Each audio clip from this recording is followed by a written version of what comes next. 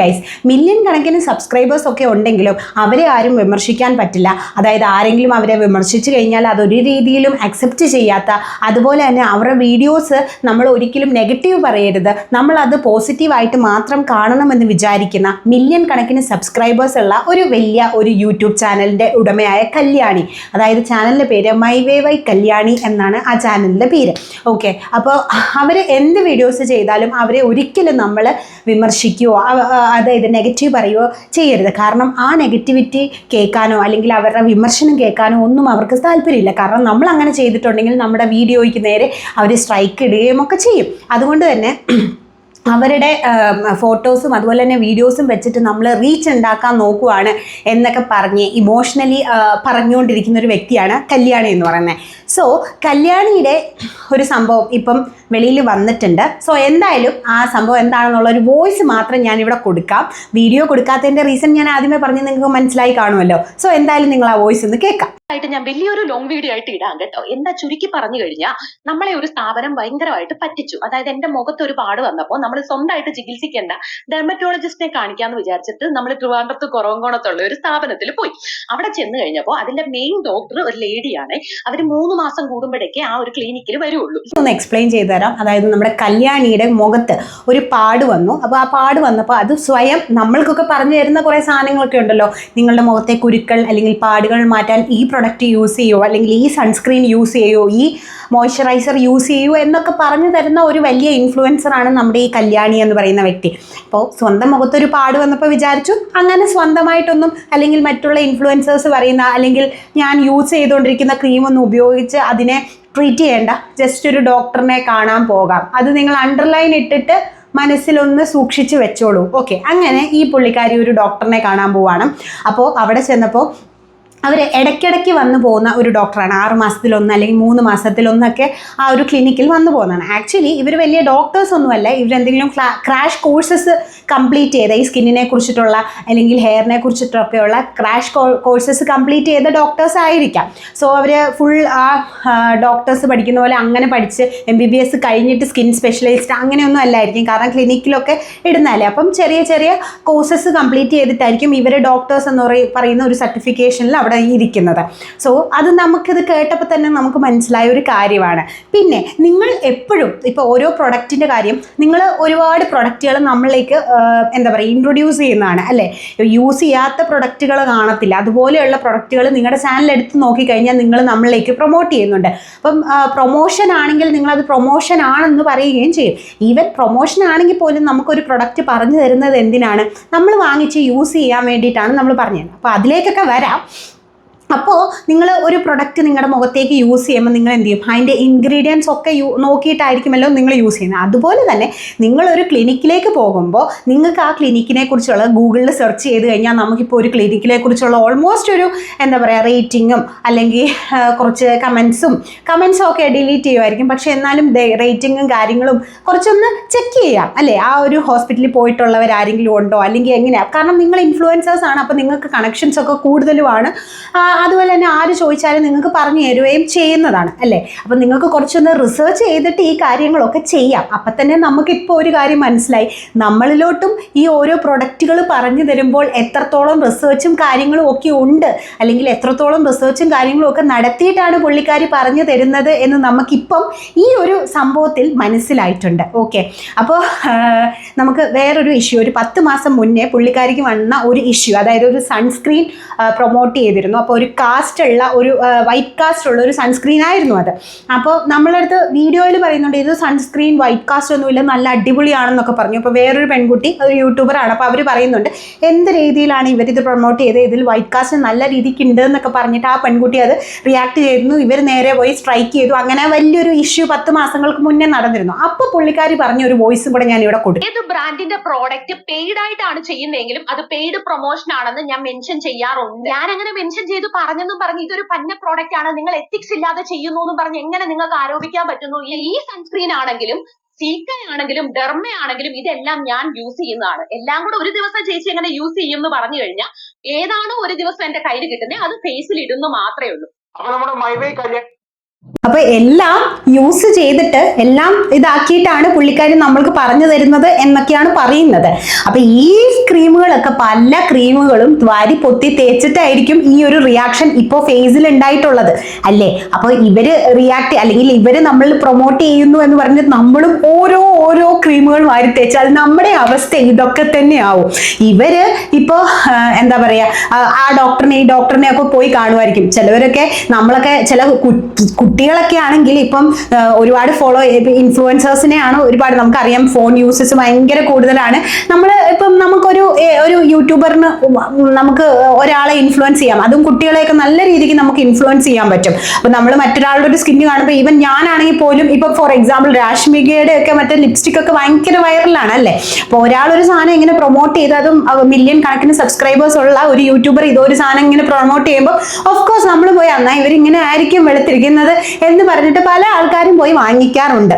Okay, അപ്പോൾ നമുക്കൊക്കെ മുഖത്ത് പാടും കാര്യങ്ങളും ഒക്കെ വന്നു കഴിഞ്ഞാൽ ഈ പിള്ളേരൊക്കെ ചിലപ്പം അമ്മയുടെ അടുത്തു നിന്നൊക്കെ ചിലപ്പോൾ വണ്ടിക്കൂലിക്ക് കിട്ടുന്ന പൈസയായിരിക്കും മാറ്റി വെക്കുന്നത്. അങ്ങനെയായിരിക്കും നമ്മൾ ചിലപ്പോൾ ഒരു ക്രീം വാങ്ങിക്കുന്നത്. ഈ ക്രീം വാങ്ങിച്ച് തേച്ചിട്ട് മുഖത്ത് കുറേ സംഭവങ്ങൾ ഉണ്ടായി കഴിഞ്ഞാൽ ഇതിന് 50 രൂപയുടെ ക്രീമിന് ചിലപ്പോൾ 500 രൂപ 1000 രൂപയൊക്കെ മുടക്കേണ്ട വരും ഹോസ്പിറ്റലിൽ പോകാനായിട്ട്. അപ്പൊ അതിനുള്ള പൈസ നമ്മൾക്ക് എവിടെ നിന്ന് കിട്ടാൻ? കാരണം ഇവർക്കൊക്കെ എന്തെങ്കിലും ട്രീറ്റ്മെന്റും കാര്യങ്ങളും ഒക്കെ എടുക്കാം. പക്ഷെ നമ്മളെ പോലെയുള്ള അല്ലെങ്കിൽ അത്രയും മാർഗം ഇല്ലാത്ത ചില കുട്ടികളും അല്ലെങ്കിൽ കുറെ ആൾക്കാരൊക്കെ കണ്ടിട്ട് അവർക്ക് മുഖത്ത് വന്നു കഴിഞ്ഞാൽ അതും വെച്ചോണ്ടിരിക്കാനേ പറ്റത്തുള്ളൂ. അല്ലെങ്കിൽ ഈ പുള്ളിക്കാരിയുടെ വീഡിയോ കണ്ടിട്ടാണ് എന്റെ മുഖത്ത് ഈ പാട് വന്നെന്ന് പറഞ്ഞാൽ അവർ ആ പാടൊന്നും വന്ന് മാറ്റി തരാനായിട്ട് പോകുന്നില്ല.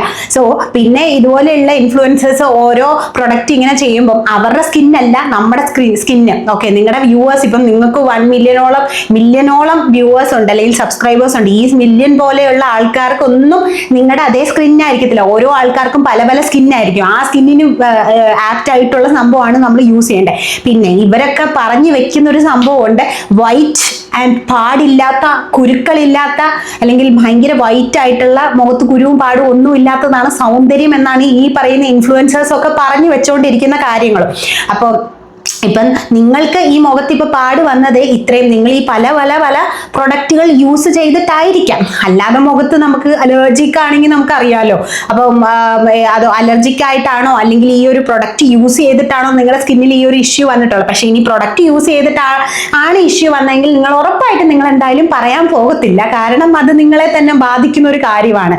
അപ്പോൾ നിങ്ങൾ ഒരു സംഭവം പ്രൊഡക്റ്റ് പ്രൊമോട്ട് ചെയ്യുമ്പോൾ ഇപ്പം നിങ്ങൾ പറയുന്നുണ്ട് നിങ്ങൾ പേയ്മെന്റ് കൊടുത്തിട്ടാണ് ഒരു പ്രൊഡക്റ്റ് പ്രൊമോട്ട് ചെയ്യുന്നെങ്കിൽ ഞാനത് പറയും. പക്ഷെ നിങ്ങളത് പേയ്മെന്റ് വാങ്ങിച്ച് നിങ്ങളത് പ്രൊമോട്ട് ചെയ്യണമെങ്കിൽ നിങ്ങളത് യൂസ് ചെയ്തിട്ട് ഓക്കെ ആണെങ്കിൽ മാത്രമല്ലേ നിങ്ങൾ പ്രൊമോട്ട് ചെയ്യത്തുള്ളൂ. അപ്പൊ നിങ്ങളത് പ്രൊമോട്ട് ചെയ്യുന്ന ഇപ്പൊ പേയ്മെന്റ് വാങ്ങിച്ചാണെങ്കിലും അല്ലാതെ ആണെങ്കിലും നിങ്ങളൊരു പ്രൊഡക്റ്റ് പ്രൊമോട്ട് ചെയ്യുമ്പോൾ അത് ഒരാൾ വാങ്ങിക്കണം എന്നൊരു രീതിയിൽ അല്ലെങ്കിൽ വാങ്ങിക്കണമെന്ന് വിചാരിച്ചിട്ടാണല്ലോ നിങ്ങളത് പ്രൊമോട്ട് ചെയ്യുന്നത്. അപ്പൊ ഇപ്പൊ ഏറെക്കുറെ നമുക്ക് എന്തായാലും പണ്ടുണ്ടായ കുറെ കോൺട്രവേഴ്സിയുടെ ഒക്കെ സത്യങ്ങൾ ഇപ്പൊ മനസ്സിലാക്കിയിട്ടുണ്ട്. ഇവരൊക്കെ വെറും കാശിന് വേണ്ടിയിട്ട് മാത്രം കാശ് വാങ്ങിച്ച് ഒരു കമ്പനിക്കാർ പറയുന്ന പ്രൊഡക്റ്റുകൾ ഇങ്ങനെ പ്രൊമോട്ട് ചെയ്തുകൊണ്ടിരിക്കുകയാണ്. ഓക്കെ, അപ്പൊ എനിക്കൊരു ഓർമ്മയുണ്ട്, ഇവര് പണ്ടൊരു വീഡിയോ ചെയ്തിരുന്നു ഇങ്ങനെ ഒരു ക്രീം യൂസ് ചെയ്തിട്ട് എനിക്ക് വാരി പൊത്തുകയാണ്, എനിക്ക് ക്രീം യൂസ് ചെയ്തിട്ട് ഒരു പ്രശ്നവും ഇല്ല എന്ന് പറയുന്നത്. കാരണം അന്ന് പലവർക്കും ആ ഒരു ക്രീം യൂസ് ചെയ്തിട്ട് പല പ്രശ്നങ്ങളും വന്നിട്ടുണ്ട്. അപ്പോൾ അത് പറഞ്ഞാലാണ് ഇവർ ഇങ്ങനെ ചെയ്തത്. ഇപ്പൊ ആ വീഡിയോ ഇല്ല.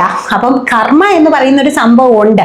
അത് ഇന്നല്ലെങ്കിൽ നാളെ നിങ്ങളിലേക്ക് വന്ന് ഇതാകും എന്നുള്ളത് നിങ്ങൾ ചിന്തിക്കുക. അത് ഏതാണെങ്കിലും നമ്മൾ ഫേക്ക് ആയിട്ട് ചെയ്താൽ അല്ലെങ്കിൽ നമ്മൾ ചെയ്യുന്ന ഒരു കാര്യം മറ്റുള്ളവരിലേക്ക് വരുമ്പം അത് വരും. ഇപ്പൊ നിങ്ങളുടെ മുഖത്തൊരു പാട് വന്നപ്പോൾ നിങ്ങൾക്ക് അത് എത്രത്തോളം ബുദ്ധിമുട്ടായി അല്ലെങ്കിൽ നിങ്ങൾക്ക് എത്രത്തോളം അത് മാനസികമായിട്ടുള്ള ഒരു ബുദ്ധിമുട്ടാണ്. ഈവൻ നമുക്ക് ഗേൾസിനാണെങ്കിലും ബോയ്സിനാണെങ്കിലും അറിയാം, നമ്മുടെ സ്കിന്നിൽ ഒരു കുരു അല്ലെങ്കിൽ ഒരു എന്താ പറയുക ഒരു കാര വന്നു കഴിഞ്ഞാൽ നമ്മൾ 2-3 പ്രാവശ്യം അയ്യോ കാര വന്നല്ലോ എന്ന് പറഞ്ഞ് ഞാനൊക്കെ അങ്ങനെയാണ്, ഞാൻ കണ്ടിട്ടുള്ളവരും അങ്ങനെയാണ്, അങ്ങനെ വന്നല്ലോ എന്ന് പറഞ്ഞ് നമ്മൾ ഒരു വട്ടമെങ്കിലും നമ്മൾ ചിന്തിക്കുന്നവരാണ് നമ്മൾ എല്ലാവരും തന്നെ. അപ്പം അതിനൊക്കെ ഉള്ള കാരണങ്ങൾ ഇവരൊക്കെ പോലെ തന്നെയാണ്. കാരണം സൗന്ദര്യം എന്ന് പറയുന്ന കുരുവില്ലാത്ത നല്ല ഫ്ലോലെസ് ആയിട്ടുള്ള നല്ല വൈറ്റ് സ്കിന്നാണെന്നുള്ളതാണ്.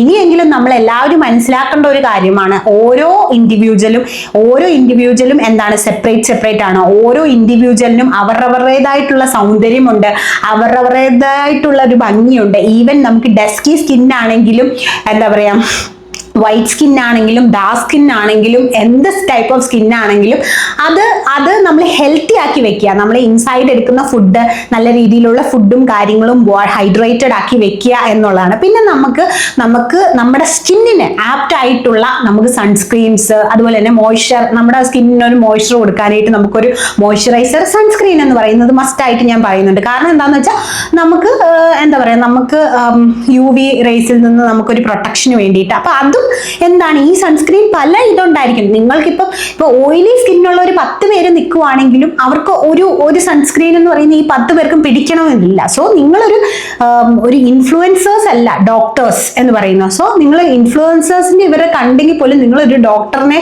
കൺസൾട്ട് ചെയ്തിട്ട് നിങ്ങളുടെ സ്കിൻ ടൈപ്പ് എന്താണ് എന്ന് നോക്കി നിങ്ങളൊരു പാച്ച് ടെസ്റ്റ് ഒക്കെ നടത്തി നോക്കിയതിന് ശേഷം മാത്രം നിങ്ങൾ ഇതൊക്കെ യൂസ് ചെയ്യുക. ഒരുപാട് ബ്യൂട്ടി പ്രൊഡക്റ്റുകൾ യൂസ് ചെയ്തു എന്ന് പറഞ്ഞ് നിങ്ങൾ വെളുക്കില്ല. കാരണം ഇപ്പൊ നമ്മൾ മോസ്റ്റ് ഓഫ് ഇൻഫ്ലുവൻസേഴ്സിനെ നോക്കിക്കഴിഞ്ഞാലും അവർ വെളുക്കാനായിട്ടുള്ള കാരണം എന്തായിരിക്കും, ഗ്ലൂട്ടാത്തയോൺ പോലെയുള്ള ഇഞ്ചക്ഷൻസും കാര്യങ്ങളും ഒക്കെയാണ്. അപ്പൊ അല്ലാതെ കുറേ ഈ ക്രീമുകൾ വാരി തേച്ചെന്ന് പറഞ്ഞ് വെളുക്കില്ല.